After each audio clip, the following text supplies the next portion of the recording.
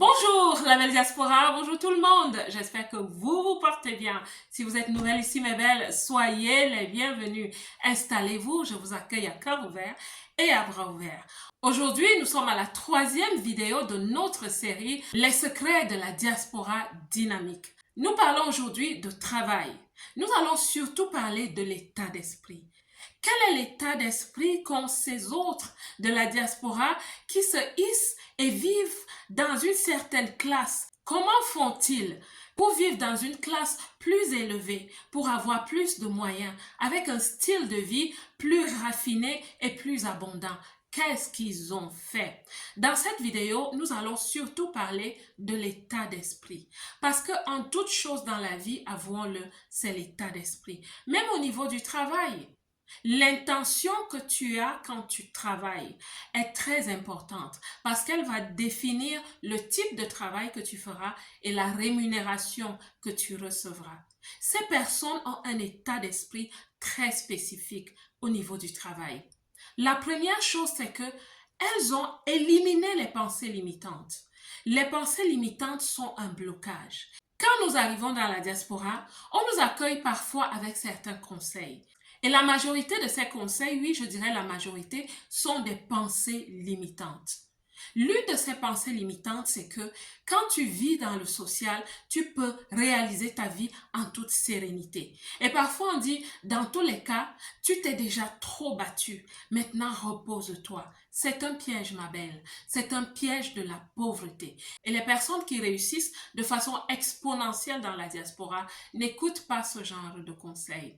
Parce que quand tu es au social, tu te dis que tu reçois tous les mois quelque chose qui entre. Mais je t'assure, c'est d'un seuil de pauvreté que tu ne peux pas imaginer. Quand je suis nouvellement arrivée, que j'ai eu mes documents, j'ai commencé au social parce que j'étudiais. J'étais obligée d'être couverte par l'État. C'était la voie de passage. Qu'à cela ne tienne, j'avais très vite compris que cela était pour moi un blocage parce que j'avais des rêves, j'ai un besoin de me réaliser. C'est pour ça que je ne me suis pas en tenue à cela. Quand tu es au social, tu rétrogrades. Tu rétrogrades, ma belle. Parce que année après année, la société évolue.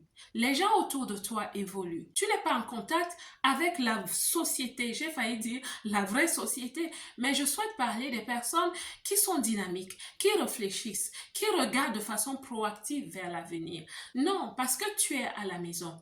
Tu es même en retard par rapport à tes propres enfants. Je connais des femmes qui le disent comme une blague, c'est mes enfants qui m'enseignent tout dans cette société. Parce que tes enfants sortent, ils rencontrent des gens, ils rencontrent les natifs. On est à l'international. Ces enfants ont des interactions. Et c'est pourquoi ces enfants donnent l'impression que c'est eux qui finissent par éduquer leurs parents qui restent à la maison au social. Et l'autre pensée limitante, c'est qu'on dit aux femmes d'avoir beaucoup d'enfants. Avoir beaucoup d'enfants fera que l'État va te donner beaucoup de subsides et tu seras prospère. Ma belle, certaines femmes avec qui j'ai causé après beaucoup d'enfantements dans la diaspora m'ont dit, tu sais quoi, c'était peut-être une erreur. Les enfants, c'est des bouts de chou, on les aime tous, qu'à cela ne tienne.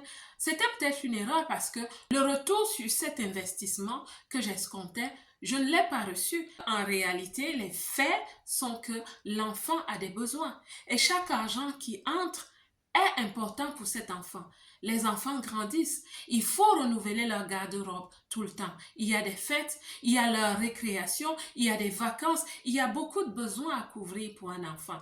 Elles se rendent compte que finalement, elles ont eu des enfants, de beaux enfants, mais elles n'ont pas réussi à gagner ce qu'elles souhaitaient gagner.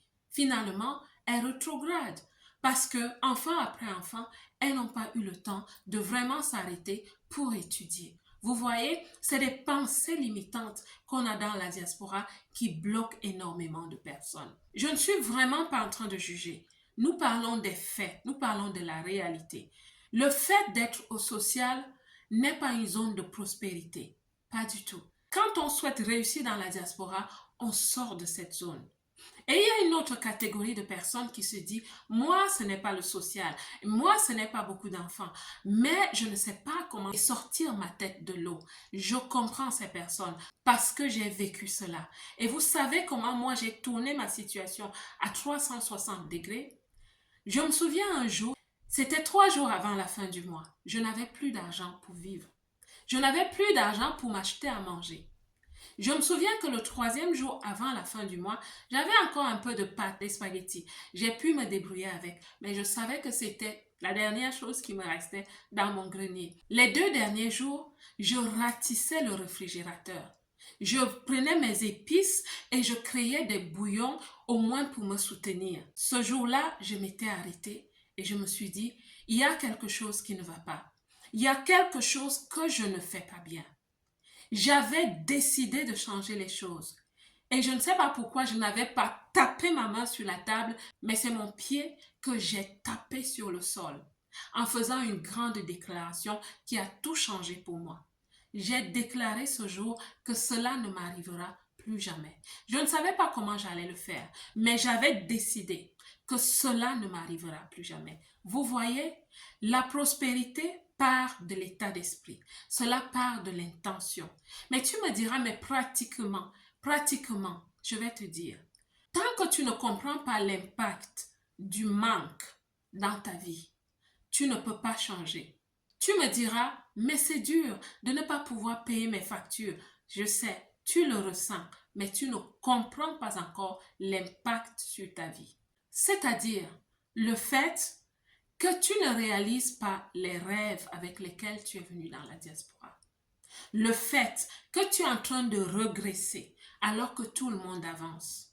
Le fait que tu ne te rends pas compte que tu es en train de tomber hors du bateau de la société. Parce qu'à un certain moment, tu seras en retard et tu ne sauras pas comment te rattraper. Il n'est jamais trop tard, c'est pour ça que je fais cette vidéo aujourd'hui. Le fait, ma belle, qu'un jour tu auras 80 ans et tu seras assise et tu vas te dire, qu'est-ce que j'ai mal fait? Pourquoi n'ai-je pas essayé? Pourquoi n'ai-je pas osé? Pourquoi n'ai-je pas poussé les portes? Je viens te dire entre parenthèses, n'aie pas peur de pousser les portes. N'aie pas peur de chercher. N'aie pas peur d'oser. N'aie pas peur d'oser postuler vers le haut.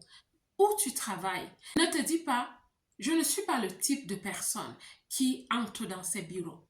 Ne te dis pas, je n'ai pas les capacités. Donne-toi les capacités. Lève-toi, lis ces livres. Lève-toi, choisis ce que tu regardes sur les réseaux sociaux.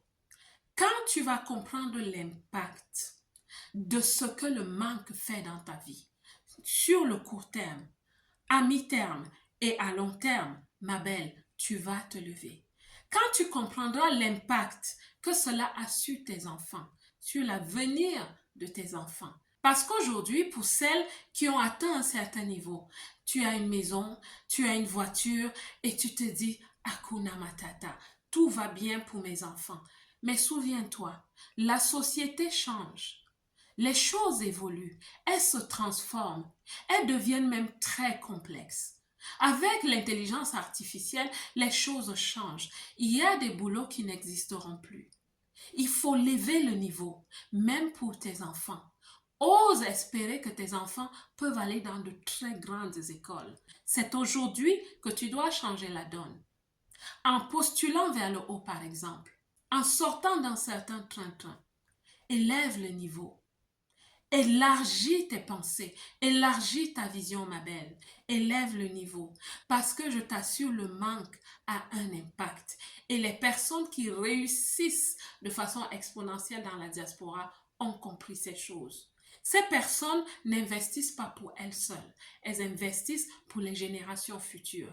C'est des personnes qui souhaitent aussi ajouter de la valeur. Elles ne pensent pas qu'à elles seules, à leur petite famille. C'est des personnes qui font des grandes choses pour d'autres personnes dans la philanthropie. Parce qu'on n'est pas sur la terre que pour nous et que pour nos enfants, ma petite maison. Je ne sais même pas pourquoi les gens utilisent cette expression. Tant que j'ai ma petite voiture et ma petite maison et mon petit salaire et mon petit boulot, c'est vraiment petit. Et c'est la réalité, c'est petit. Donc, si tu souhaites être, ma belle, la femme dans la diaspora qui réussit, qui change de classe, oui, parce que sur cette chaîne, je vous encourage à être ces femmes qui changent de classe sociale. Nous devons nous élever. Aspirons à nous élever. Soyons des femmes qui n'ont pas simplement un boulot, mais qui se réalisent. C'est-à-dire, ma belle, tu deviens une professionnelle. Appelle-toi professionnelle parce que tu as un travail, mais sois structurée. Deviens une femme de carrière. Élève ton niveau au travail. Étudie. Prends des formations. Élève-toi pour cela. Deviens même une entrepreneur. Si c'est ce que tu peux déjà faire, deviens entrepreneur.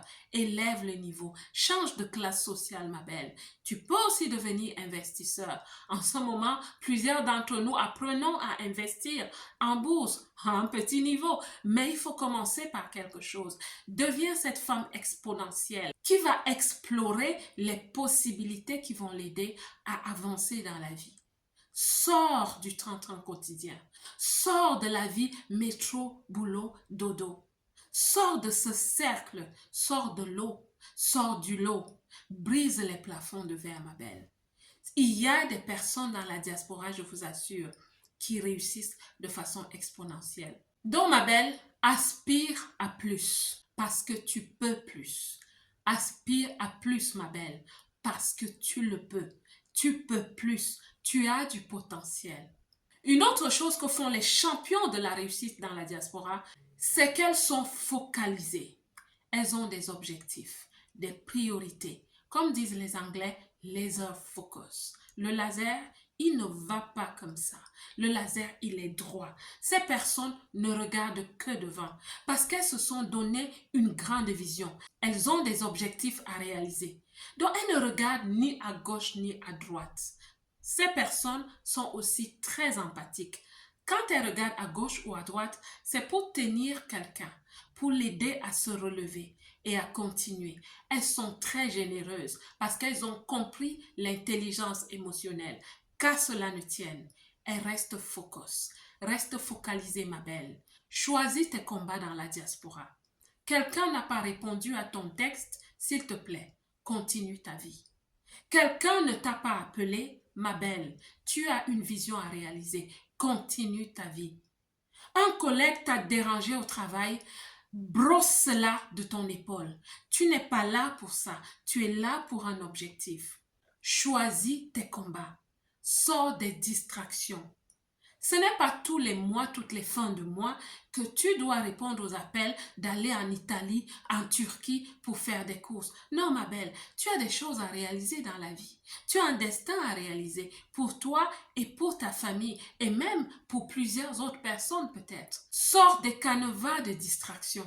Tu n'es pas obligé d'aller à Matongé tous les week-ends pour faire des courses abondantes et t'asseoir au restaurant du coin. Tu n'es pas obligé d'aller à Château-Rouge tous les week-ends, ma belle. Pour toi qui es en Asie, je ne sais pas où tu es allée tous les week-ends, ou en Amérique, ou au Canada, partout, je ne sais pas, mais ma belle, choisis tes combats, choisis tes priorités, ma belle. Choisis aussi tes relations. Ça, c'est très important. Choisis tes relations. Dans la belle diaspora, je ne t'ai peut-être pas donné les compétences du travail, mais l'état d'esprit est très important. C'est l'état d'esprit qui va déterminer si nous vivons dans un désert, dans une vallée, dans une plaine, sur une colline ou sur une montagne. C'est à nous de choisir. La belle diaspora, j'espère que cette vidéo va vraiment te motiver, qu'elle va vraiment te booster, ma belle, parce que je sais que tu peux changer de classe. Je sais que tu peux aspirer à plus et je sais que tu peux devenir cette femme focus, laser focus. On n'oublie pas ça. Laser focus, ma belle. Sois cette femme, sois exponentielle. La belle diaspora, que Dieu vous bénisse. Quant à moi, je vous aime.